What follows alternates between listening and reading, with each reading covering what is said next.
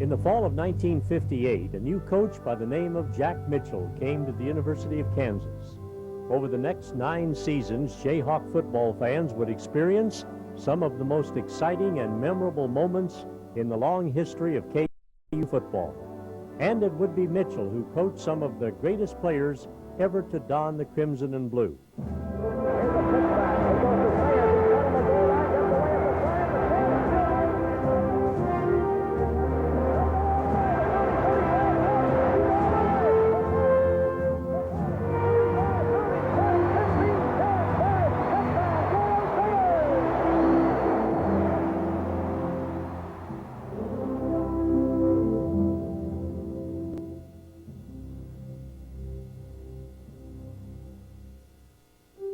A native of Arkansas City, Kansas, Mitchell starred at quarterback for the Oklahoma Sooners. He led them to 3 conference championships and earned All-American honors. But Mitchell never intended to be a coach. However, all that changed in 1949 when he was approached by the superintendent of Blackwell High School in Oklahoma to coach their team. And after a 9-1-1 season, Mitchell caught the coaching bug and began a highly successful 18-year coaching career. By the fall of 1958, Mitchell was a rising star in the collegiate coaching ranks. He served as head coach at Wichita State University and the University of Arkansas. He took over the reins at KU from Chuck Mather and quickly began rebuilding the Jayhawk football program. In 9 seasons, Mitchell would coach 2 All-Americans, John Hadel and Gale Sayers, and recruit 2 others, Bobby Douglas and John Zook. And in just his 3rd season, Mitchell would lead KU to its first ever bowl victory, a 33-7 win over Rice in the Bluebonnet Bowl.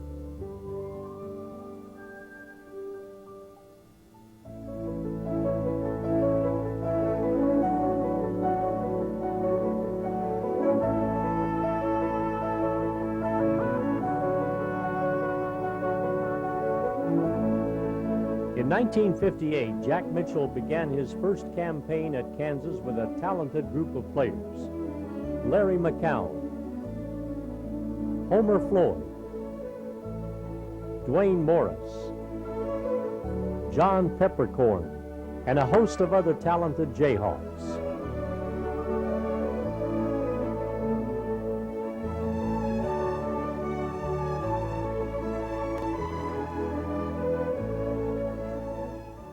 Kansas opened the 1958 season against powerhouse TCU, Oregon State, and Colorado. After dropping their first 3 games, Mitchell rallied his troops to win 4 out of their next 5.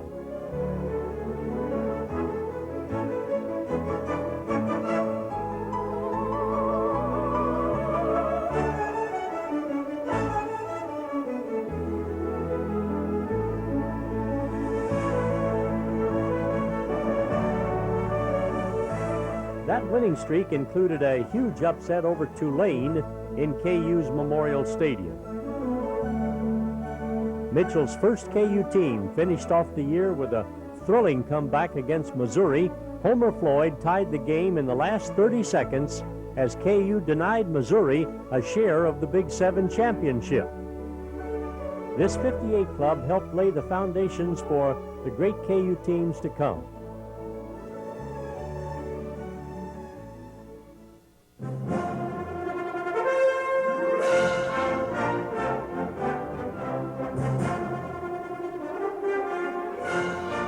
In 1959 marked Jack Mitchell's 2nd campaign at Kansas. To quote his philosophy on recruiting, Mitchell said, "You can't win with ifers." As his staff was well aware, an ifer was Jack's term for a player who would be good if he had a little more of this or if he had a little more of that. Ifers, he said, will get you beat. There was no doubt about the quality of the 59 squad.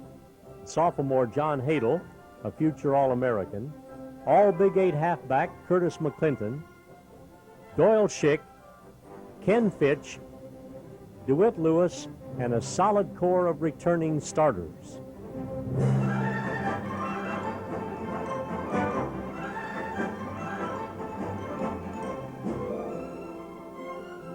In his first varsity game, John Hadel unwrapped the longest pass interception run in KU history, a 98-yard pickoff for a touchdown against Texas Christian.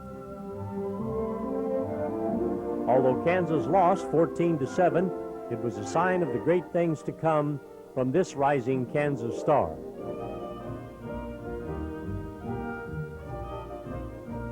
The very next week, Hadel returned to kick off 97 yards for a touchdown against the eventual national champion Syracuse Orangemen. Although the Jayhawks lost that game 35-21, they rebounded by winning their next three against Boston University, Nebraska, and Kansas State.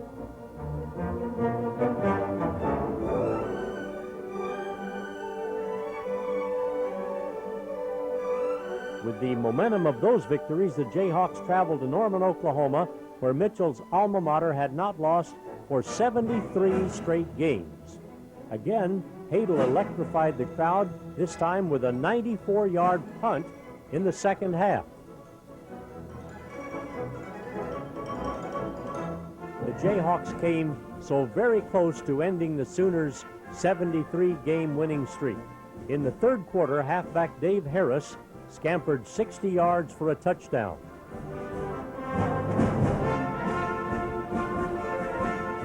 With the score 7-6 Oklahoma, Mitchell decided to go for the 2 points.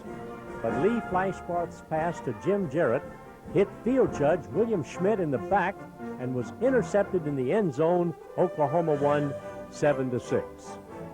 Kansas split its 4 remaining games to end the year at 5-5, good enough for third in the rugged Big 8 Conference. As the decade of the 1950s closed, it was quite apparent that Mitchell and his Jayhawks had something great brewing up in Lawrence.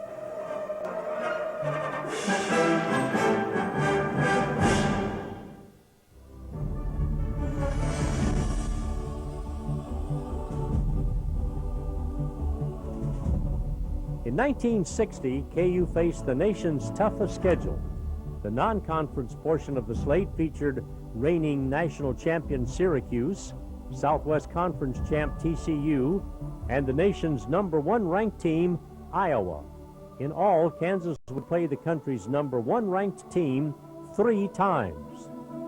Coach Mitchell went to battle with another talented group of Jayhawks, but this season, the versatile John Hadel was switched to quarterback to run KU's sliding T offense. Other notable players included McClinton, Doyle Schick, Roger McFarland, Bert Cohen, Elvin Basham, Jim Jarrett, and Hugh Smith. Kansas opened the year with a 21-7 victory over TCU, and then they throttled the K-State Wildcats 41-0 in Manhattan. Next up was the big win against #1 ranked Syracuse in Lawrence. A national TV audience watched as KU took an early advantage. Elvin Basham forced a Syracuse fumble at the Orange 21. McClinton followed this terrific block by Schick to the 10. And then Bert Cohen hit pay dirt to give Kansas the early lead.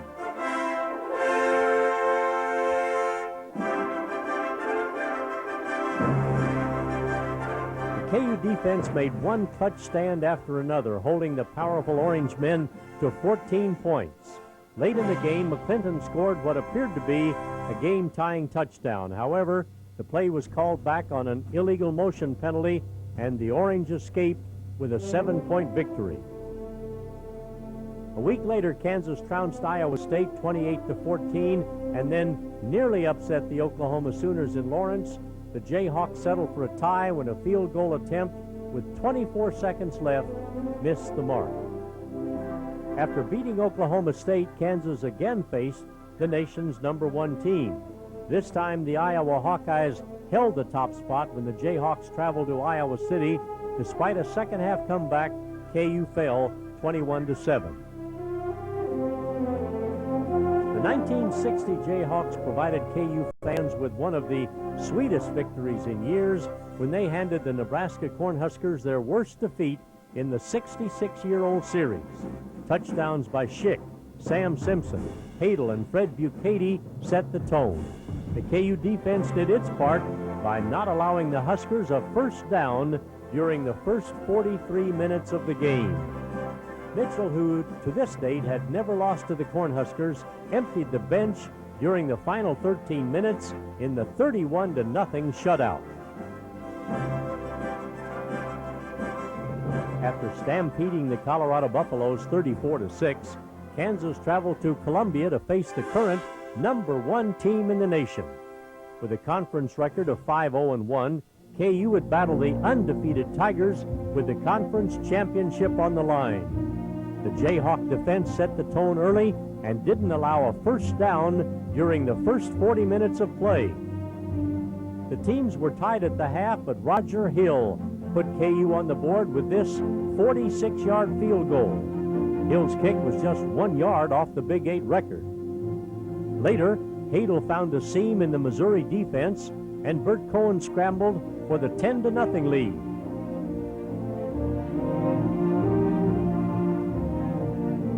From there, Kansas pounded the Tigers into submission. Cohen scores again from the 2-yard line. After Doyle Schick intercepts a pass at the Missouri 23, quarterback Roger McFarland puts the dagger in the top-ranked Tigers' heart with this quick jump pass to Sam Simpson. The final, Kansas 23, Missouri 7, one of the greatest KU victories in this storied border war with Mizzou. With the victory, Kansas won its first outright conference title since 1930 with a 6-0-1 league record. But while the Tigers went on to the Orange Bowl, KU was forced to give up its conference crown due to that NCAA ruling. Regardless of that, Mitchell's Jayhawks proved their mettle on the playing field, enduring the toughest schedule in KU history and setting the tone for an incredible year in 1961.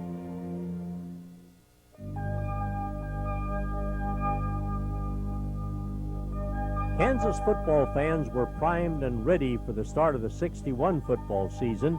Captains Curtis McClinton, Stan Kirschman, and John Hadel were veterans, and Jack Mitchell knew he had something special. The supporting cast gave KU one of its best teams ever.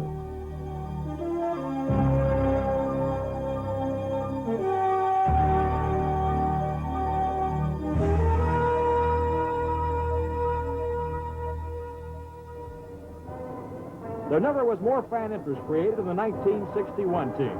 Team seniors, including key backfield personnel and high preseason recognition. Kansas struggled in the early portion of the season before shocking the Oklahoma Sooners in Norman. John Hadel's 58-yard kick to the 1-foot line set up the Jayhawker field goal in the third period. Remember, this is the same place that he got off that 94-yarder as a sophomore.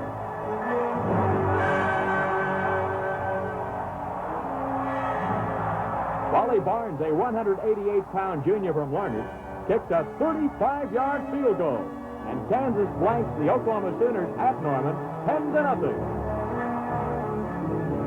The very next week, Hadel again showed his versatility in the kicking game. Left halfback gets off a brilliant 74-yard quick kick. This boot actually spanned the length of the field, but it was not called a 94-yarder due to the fact that it rolled into the end zone. Watch this fan's reaction at the flag. KU leads at halftime 14-0. On a double inside reverse by the Cowboys, the ball is fumbled away as Basha makes a great tackle and Allen recovers for the Jayhawks. Coleman slanting off tackle, moves from the 16 clear down to the 3 before he is finally stopped. Again, Hadel calls on his fullback Ken Coleman. Coleman comes through with a 3-yard touchdown as a star is born as Tony Liker goes 53 yards on this double inside reverse to score. And the Jayhawks wind up defeating Oklahoma State by the score of 42-8. The Jayhawks rolled over their next 4 opponents, scoring a total of 157 points. By Tony Liker. And the Jayhawks win it over Nebraska 28-6.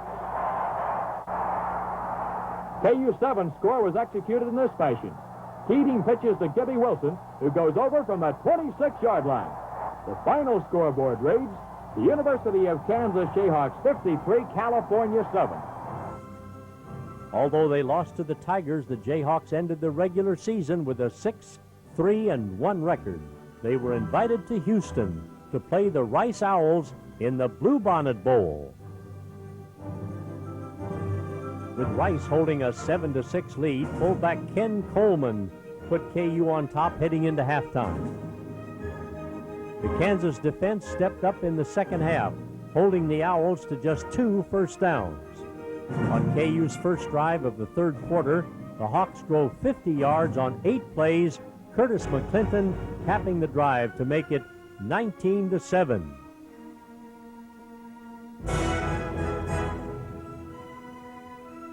When KU tackle Fred Eisman recovered a Rice fumble at the 36, the Jayhawks capitalized.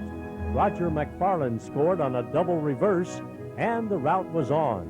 The 61 Hawks gave Kansas its first ever bowl victory by crushing the Owls 33-7.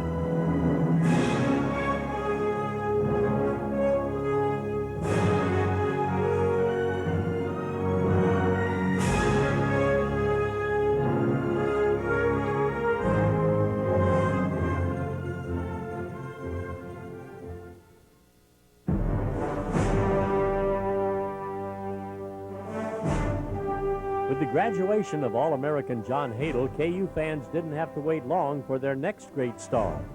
A young man by the name of Gale Sayers arrived and was ready to make his mark on the record books. The Kansas Comet would establish himself throughout his collegiate and professional career as one of the greatest running backs in football history.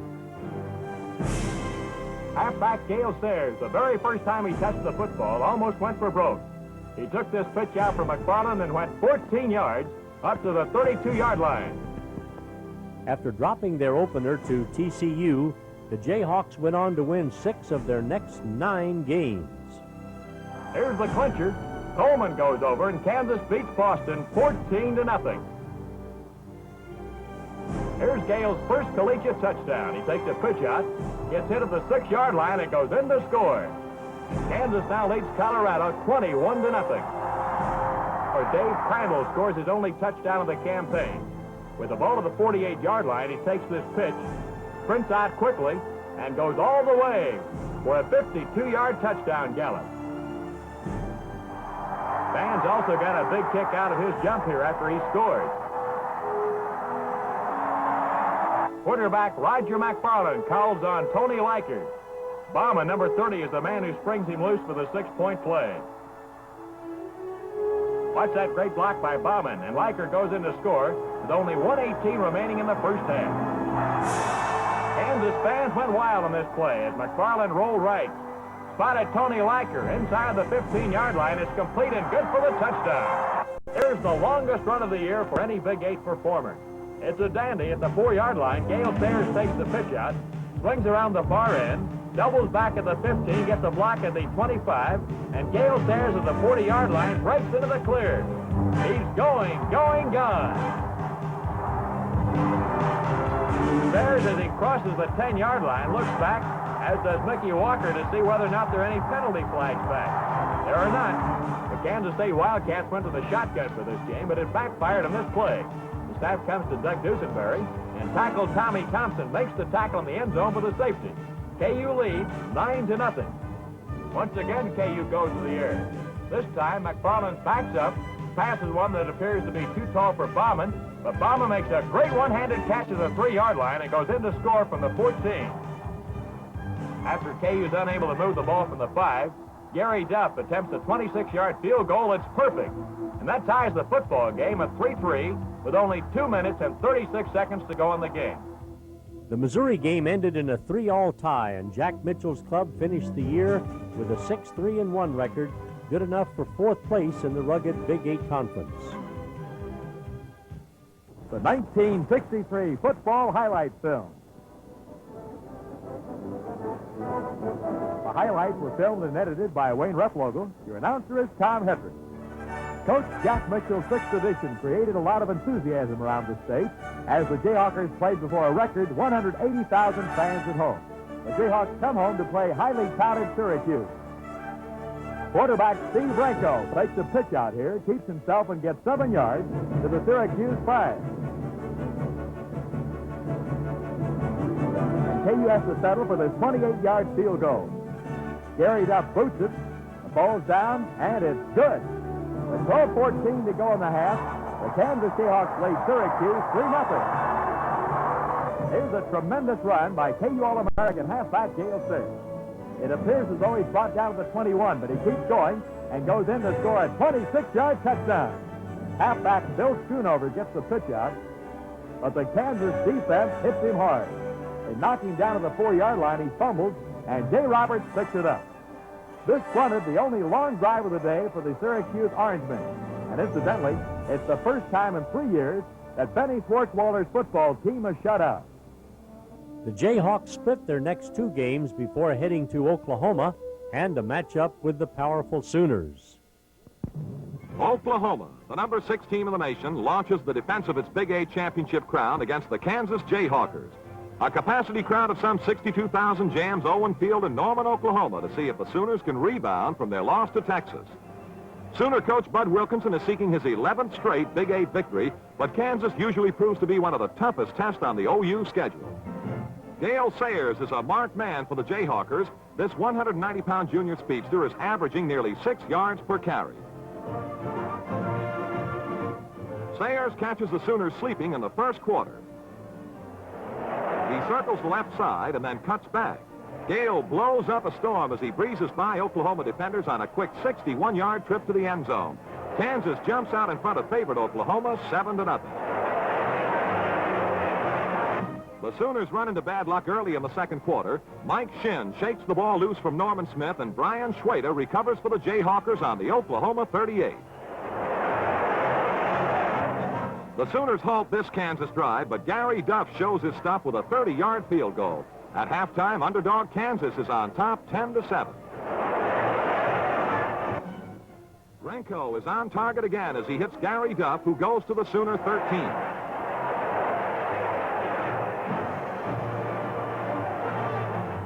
Gale Sayers, the man who started the scoring, gets the final touchdown of the game as he grabs Renko's toss. Kansas adds a 2-point conversion, but it's not enough to catch Oklahoma.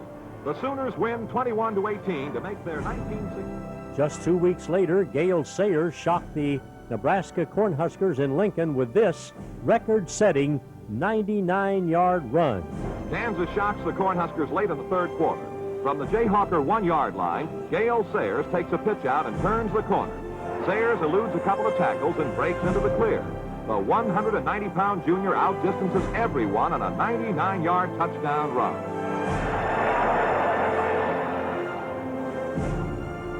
The 63 Jayhawks split their final 4 games to give them a 5-5 record on the season.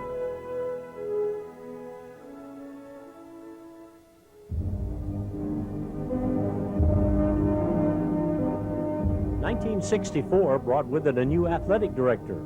Former KU football standout Wade Stinson took over the Jayhawk athletic fortunes, and things looked bright for the KU football team heading into the '64 season. Jack Mitchell would again have his All-American running back Gale Sayers, along with a strong supporting cast. KU started the year at 1-2, but caught fire the 4th week of the season.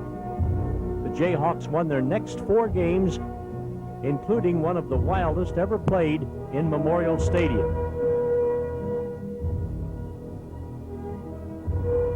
The powerful Oklahoma Sooners came to Lawrence on the 17th of October.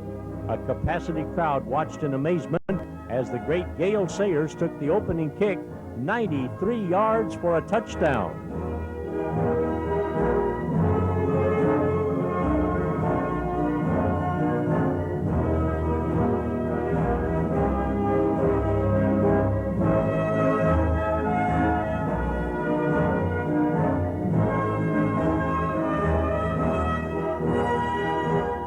The Sooners took control of the game, scoring 2 touchdowns of their own, but KU stayed within striking distance. With 8 seconds left on the clock, Dave Crandall reversed a pass to Bobby Scahan, who took it in for the score.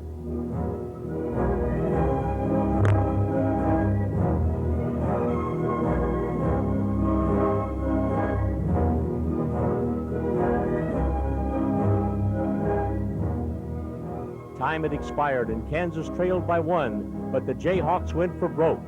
General Jack decided a tie wouldn't do against his alma mater, and he went for 2. Mike Johnson took this reverse handoff and sailed into the end zone for the victory.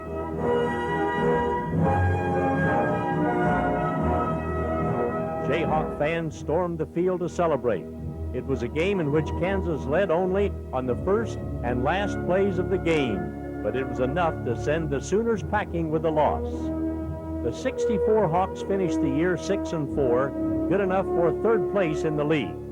With the close of the 64 campaign, KU fans said goodbye to 2-time All-American Gale Sayers. The Kansas Comet was a once-in-a-lifetime star who provided the Jayhawks with so many great moments.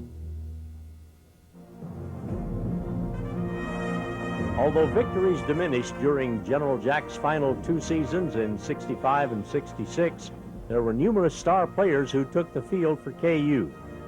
Billy Fenton, Willie Ray Smith, Sandy Buda, Bobby Scahan, Mike Shin, Harold Montgomery, Mike Sweatman, John Zook, Hallie Kampschroeder, and Donnie Shanklin. During the final 2 seasons under Mitchell, these players produced many exciting moments. Who could forget that big thunderstorm in Lubbock, Texas in 65? But before the game was called in the 3rd quarter, Bill Fenton hit Willie Ray Smith, who bolted like lightning for a 97-yard touchdown. It still stands as the 2nd longest touchdown pass in KU history. Fenton hurdled the Wildcat past the bench. He took the snap from the center, set up in the pocket, went back to throw 10 yards off the line of scrimmage, and completed a 41-yard touchdown to Sim Stokes at the goal line. When a lineman scores a touchdown, the whole stadium celebrates. There's one picked off by Joe Wolford at 28. He's at the 20, the 10, the 5, a touchdown. When he goes across the goal line, the entire defensive team is there to greet him. Peterson, Barnett, Horning, Walters, Harvey, Lynch, Sweatman, Waxy, Hess, and Coleman. In 1966, Mitchell's club won 2 of their first 3 games. Sparked by quarterback Dave Buda, Kansas exploded for 4 touchdowns en route to a 35-13 victory over Arizona in Tucson.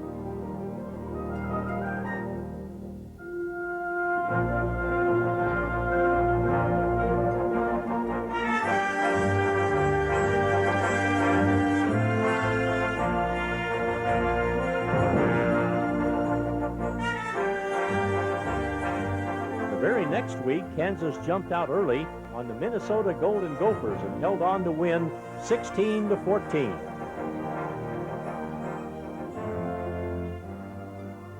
The win over Minnesota would be Jack Mitchell's last as head coach of the Jayhawks.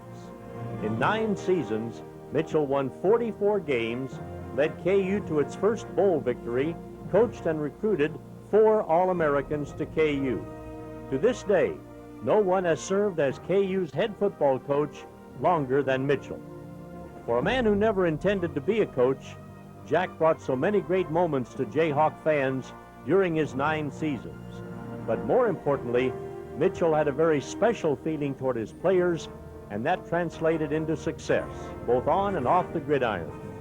Yes, it was a tremendous run of success and a golden era of KU football. Jayhawk fans will always be grateful to the man we know as General Jack.